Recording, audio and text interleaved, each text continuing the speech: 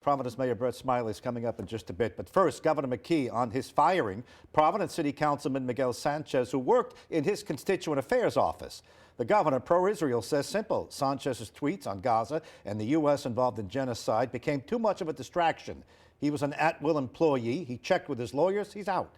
Why didn't you hire him to begin with? Isn't it a little slippery slope to have other politicians working for other politicians in your office? I mean, you certainly knew what kind of a politician he was. He's a very liberal progressive. He tweets all the time. You knew what you were getting when you got Miguel Sanchez. You're not surprised at this, are you? I'm surprised that that it's elevated to the point where the distraction was so large that we had to make a decision. But no, we have multiple different personalities that are in our office. I think it's good. I don't discourage that. Well, the governor on the radio with me also says things are changing with regard to funding homeless advocacy agencies. For the first time, taxpayers will get an accounting of how the money is spent. That's something I've been asking for about on my radio show and asking for on this program for months. We are making them accountable right now in a way that they haven't been. So there's information that we're getting, okay, so that we'll have the reviews on that or audit on that. I'm not sure it's an audit, but it's certainly a review or a review audit. And we are starting to take that information in a way that is going to hold people accountable. Have you seen any of it yet? Can you give me a preview? Are you pleased, or has this money gone into a black hole? I don't know. Gordon Fox is the operations manager over at Crossroads. So, yes, we're starting to see information, but this is the new agreements that we have in our Secretary of Housing sign with the providers going forward, right? So that right now they're going to give us at the end of this cycle a full accounting of how the money is spent, and then we'll have a better understanding of whether we're getting value for it. Okay, so there's actually going to be on paper, here's how I spent it. The agreements that are being signed today, was money is being allocated, has provisions in those agreements that they need to give us an accounting of how the money's spent. Wow, and that's new. Part of the agreements for going forward and in place right now is to make sure that we have a full accounting of the dollars we send. So we sent $1 to them this year. Yeah. We want to know how that $1 was spent. Well, okay, I'm looking forward to seeing that review. Yeah, and we should have that review probably, coming out of the winter, probably early, late summer type of a thing, right? Because that's most of the dollars that are going into the providers on the housing homelessness issue will be spent over the next 4 months. Okay. Okay, ask and you shall receive. We await the accounting, the review, the audit, whatever they want to call it, an assessment. And by the way, we're sending more millions to the homeless advocacy agencies, even as we call it a homeless crisis. All right, from the governor to the mayor. Providence Mayor Brett Smiley is my in-studio guest. Mayor, good morning to you, and it's nice to have you in again. Good morning, Gene. You're a regular on my radio show once a month. Now let's talk TV. And let's take that issue out the top there. Did the governor do the right thing in letting go Councilman Miguel Sanchez? That's a decision between Miguel and the governor, between an employee and his employer. So that's his choice. But I will say that when you have a political appointee, an at-will employee, language matters. Public discourse matters. And thinking about my own situation, if I had members of my immediate staff, political appointees on the mayor's staff, they sign up for my agenda, my administration's agenda. And so I would not be supportive of an employee of mine being publicly advocating for a view that's different from the administration's agenda. It's something that you know when you take these jobs. Yeah. And the sort of recommendation that we make to our staff, we can't constrain their speech, but they're also at-will employees, and I encourage them to keep their social media posts to football, baseball, maybe what movies they liked, and to steer clear of politics so that they don't get crosswise with the policy of the administration, because that's what they've decided on their own to sign up for. All right, well, he lost his employment, but he is still the Providence City Councilman, and he voted just last week to call for a ceasefire in Gaza. In fact, it was a majority city council. Your city council passed a resolution urging the government to call for a ceasefire in Gaza. Now, they're burnishing their liberal cred. They may be the first city council to do that across the country. Your reaction to that? Should the Providence City Council be getting involved in foreign policy? So it's just a resolution, which is the will of the council. That is certainly not my position on the conflict in Israel. I think it's maybe I can't imagine there's going to be much impact to the Providence City No, Council. I didn't hear Netanyahu call us. Right, exactly. And it's not a resolution that I'm going to sign because it's not my view on the situation right now. I'm a strident supporter of Israel and their right to defend themselves from the terror attacks that they've experienced. I also think that we need to stay focused as a community on seeing the safe return of still over 240 hostages that are still taken and held in Gaza. And what I'm most concerned with, what is actually our responsibility as opposed to making foreign policy out of Providence City Hall, is taking care of the Jewish community here in Providence who have seen instances of hate and intimidation and anti-Semitism. And so I've been working closely with the police department, with local rabbis, with the Jewish Alliance to make sure that our community feels safe and that they don't experience that kind of violence here at home in Providence. That's what's within our control, and that's how we can actually help support our residents to ensure that what's happening in the Middle East doesn't hurt someone here in Providence. So it sounds to me like you understand what the governor did with regard to Sanchez, just theoretically, if you look at it from a policy point of view. And it doesn't sound like you're supportive of the resolution passed by your city council. Certainly not. No. Unqualified support for Israel? Unqualified support for Israel at this time. We have, since the war began, since the terrorist attacks on October 7th, there's been over 3,000 rockets sent since that day into Israel.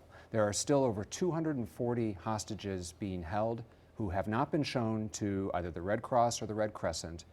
There may be, obviously, diplomatic work underway that none of us are aware of, but the general public, I follow the news very closely, has no knowledge about the safety or security of those hostages. And so Israel absolutely has the right to defend itself. It should be, and the international community should be focused on getting those hostages home safely, and talk of things like a ceasefire are totally premature given the current situation until those folks come home safely. Okay, let's talk about domestic issues, Providence issues.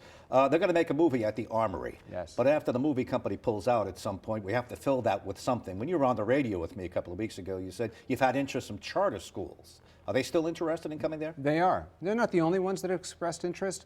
Once the public dialogue hit the paper that we were in contact with the governor about taking the building, people started raising their hands and say, I'd like to take a look at it. I might be able to do something with that.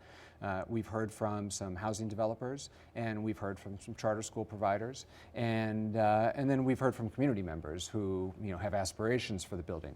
I think the fact that the state has signed up another movie contract through June is really positive. It gives us some additional time. The building's going to be productively used until the end of June, and then and we're working through with the state on to find the most viable, affordable process or use to put that building back into good use for the city. So you have prospective tenants, or people who expressed an interest, charter That's right. school and other entities. Have you wrapped up everything with the governor? He's going to give you the money you want to take control? No, we have not wrapped that up. The governor is, and I appreciate it, has told me that he's willing to give the city, and then he's also said very appropriately, here's the places where I have funding, and I can't do what I can't do.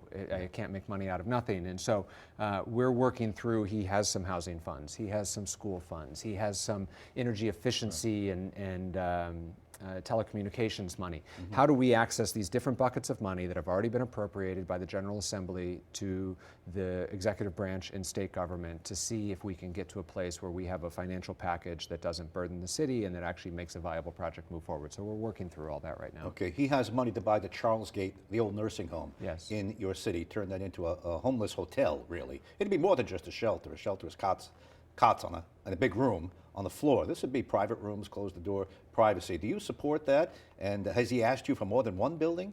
Have you had conversations on another one? So I do support that. And to be fair, I don't accept the description of it being a homeless hotel. The state's largest homeless shelter is in Providence at Crossroads, and they have private rooms as well. And we know that part of the reason that people who are living on the streets don't want to go into the shelter system is because they either feel unsafe or unwilling to be a part of a congregate setting, a big open room with cots, as you rightly point out. And so it is a best practice to be able to provide either private or semi-private housing options within a controlled, regulated, supervised site.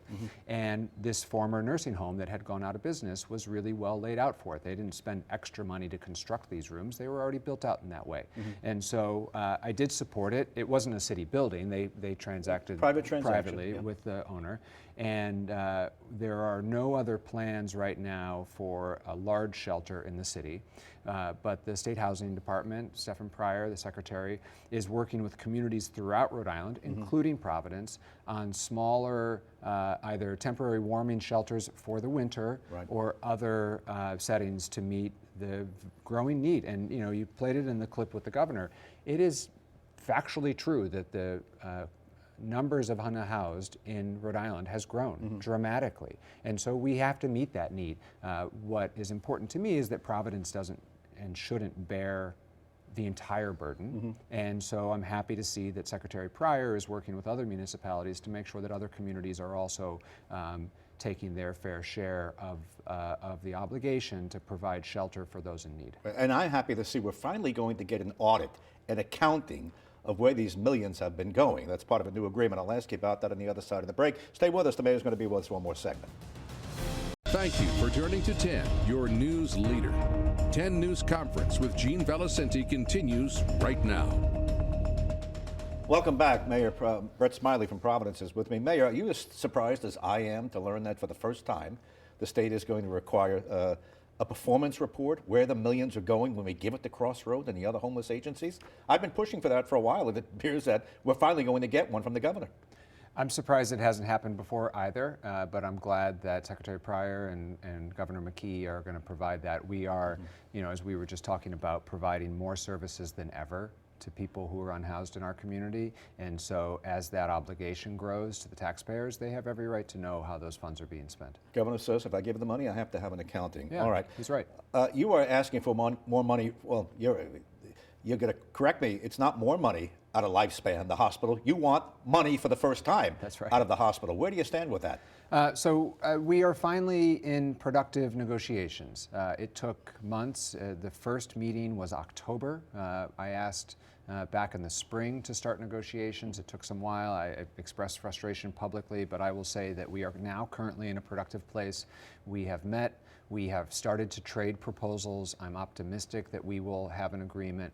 In terms of my timeline, the city's fiscal year runs from July to June, and my hope and expectation at this point, based upon our first couple of meetings, is that we will have something to book for this fiscal year, which means we'll have an agreement in place by the end of June. So it's positive then. You're getting toward what you want from the hospitals, Lifespan in particular. It is positive. We're heading in the right direction. All right, let's role play. So I run Lifespan. You're the mayor. Yes. What do you say to me?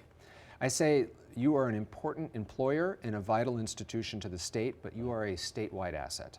And the reality is that not everyone who walks into the emergency room is a Providence resident, and yet we continue to provide services to your employees, to your patients, and to the visitors. We plow your streets, we fix your sidewalks, we patrol the streets, we send a fire truck, and the taxpayers of Providence have to pay for that for a benefit that is enjoyed statewide and in somewhat regional wise. You know, people from Southeast Mass go to Rhode Island Hospital. And so your tax exempt status doesn't preclude you from an obligation to support the services that you consume.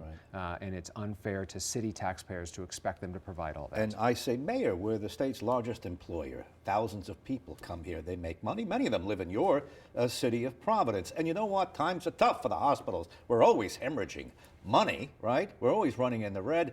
I'll see what I could do, but don't expect much. And I would say you are an important employer, but every time you add a job and that employee pays income tax, those tax dollars go to the state, not to the city.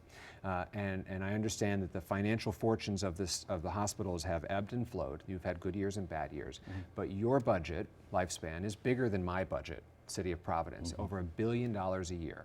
And just like you figure out a way to still make payroll every week and pay doctors and executives, which I don't begrudge what you pay, you also need to figure out a way to pay the city of Providence on an annual basis, as other hospitals across the country do to their host community. This is not unique. All the hospitals in Boston pay the city of Boston. Yale New Haven Health System pays the city of New Haven. The hospitals in Philadelphia pay. The hospitals in Cleveland pay. All of these peer cities. And so we can figure out a way to make this happen. Well, Brett, you know, I'm the new president, and I am from Boston, so you're right about that. But I'm going to get back to you with a few things that I need. There's a couple of things we need. Have they asked you for anything? They have, not in the course of the negotiations, but because I'm not a my way or the highway kind of guy. I'm not punitive in that way. I try to be constructive and collaborative. We have met separate from negotiations with the police department, with other city service providers to make sure that they have a place that employees want to work and employees feel safe. And we're going to continue to provide those services. And they're an important institution. It's not all a negative or contentious relationship. They are an important institution, but this is a piece of the puzzle. By the way, how accurate was that little scenario? Was that what it's like? I find with the little that we worked out over here, is that? Yeah, I mean, I think probably you and me, Gene, could get it done a little faster, but... Well, we're limited on time. Right, yeah. exactly. No, it's been fine. Getting to the starting line was more difficult than I had hoped it would be, but now that we're actually in the process, we're making progress. Okay, let's talk about the same thing. This is pilot money, payment in lieu of taxes. Nonprofits don't pay taxes as we know it to be, but they give you money on the side over time. You got money out of the colleges. How were the negotiations with Brown? Oh, and by the way, Brown is partnering up with Lifespan. Did you hear about this? I did. They're going to be bigger players. So tell me what you know about that, and then tell me a little bit about what you're getting out of Brown and RISD and the others. Sure. So we did almost 9 months of negotiations with the 4 private colleges in Providence. So that's Providence College, Johnson & Wales, RISD, and Brown, and struck what ended up being 2 agreements. One agreement between the 4 colleges and then a separate second agreement with just Brown that goes on top of it. And between the 2, it's $223 million over the next 20 years.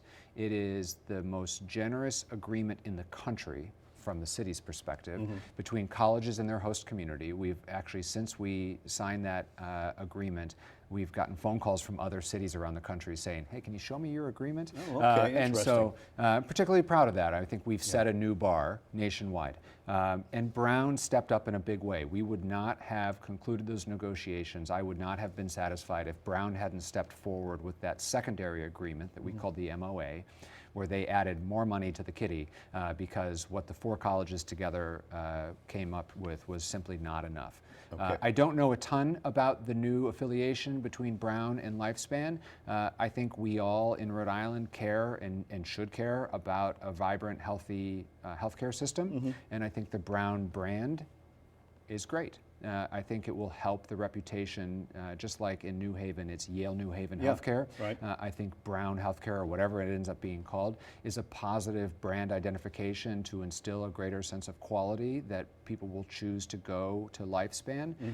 And particularly in recent years, the amount of research dollars that Brown has helped Lifespan secure is good for our economy. It's good for healthcare, it's good for our economy. They're bringing in millions of dollars of federal grants that are paying researchers and helping advancing medicine and improve care here in Rhode Island for Rhode Islanders. All right, we're down to about 2 minutes, so let's do a little lightning round. Now that Brown is getting more involved with the hospital, by the way, they need a hospital to train their doctors at their medical school. Is that something that you might want to say, well, let me go back and ask for a little more? Because Brown was easier to work with than Lifespan. Does that in any way impact your negotiations? No. No. Okay. And you are giving Brown, in exchange for this money in the pilot program, they're taking deed to some streets? How is that going to work? Not exactly. They have, there are 4 blocks that they would like, and I have promised my support for that process, but there is an independent process for that. I can't just convey those blocks. They have to go through a street abandonment process through various city boards and the city council. It is not unusual for a city does abandon streets. There's a little alleyway up on Federal Hill that a restaurateur bought. It was abandoned. He's going to own that little alleyway. Where is this? What do they want?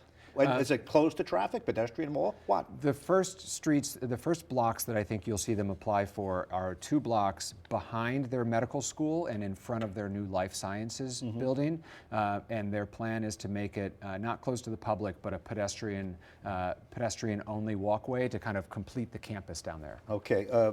We've discussed schools on the radio at length, the test scores, things like that. The Superman building is moving forward. At some point, the buses will come out of Kennedy Plaza. Mayor, we'll have you in again. Great. Thank you, Gene. Thanks for coming on. Appreciate it. Mayor Brett Smiley.